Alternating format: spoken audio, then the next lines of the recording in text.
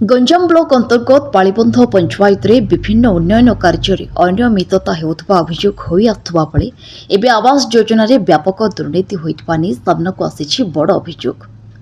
खोद पूर्वतन समिति सभ्य छायाकांत प्रधान गणमाध्यमको सूचना दे एही सांघातिक अभियोग आनिछथि। सरकारको स्पष्ट नोटिस रहिछि जे आवास योजना रे कोनोसी योग्य हिताधिकारी जेपरि बात न पड़ते मात्र पालीबंध पंचायत रे एहार व्यतिक्रम देखिबाकू मिलिछि बोली श्री प्रधान अभियोग करिसेंति। एडीओ दंडपाणी बेहेरा पंचायतर विभिन्न ग्रामकू जाई सर्भे करथिबा समय हिताधिकारी चयन प्रक्रिया रे व्यापक दुर्नीति होइतबा से दर्शाइछंती। प्रकृत गाइडलाइन को जलांजलि देई केउ नियम रे आवास गृह पई सर्भे करा जाईछि बोली से प्रश्न करिसेंति।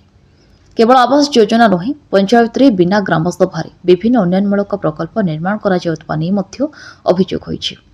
सेहीपरि मनरेगा योजना रे कौनसी आनुष्ठानिक मापचुप बिना कार्य करा जाउतबा नै ब्लॉक सामाजिक समीक्षा शिविर रे नायब सरपंच प्रश्न करथिले मध्य सेथिरु कौनसी संतोषजनक उत्तर मिलि नथिला। एही समग्र विषय रे मतामत नेबा पई एडीओ दंडपाणी बेहेरा को फोन करा जाइथिले मध्य से फोन रिसीव करि नथिले।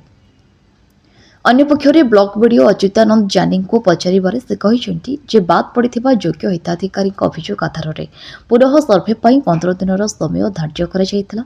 उक्त सर्भे तदंत पर जदि कोनोसी दुर्नीति पदाको आसे तेबे निश्चित भावे दृष्टांतमूलक कार्यानुष्ठान ग्रहण करा जिबा बोली से सूचना दैछंति। ब्यूरो रिपोर्ट विकल्प समाचार। आम चैनल को लाइक शेयर एवं सब्सक्राइब करंतु।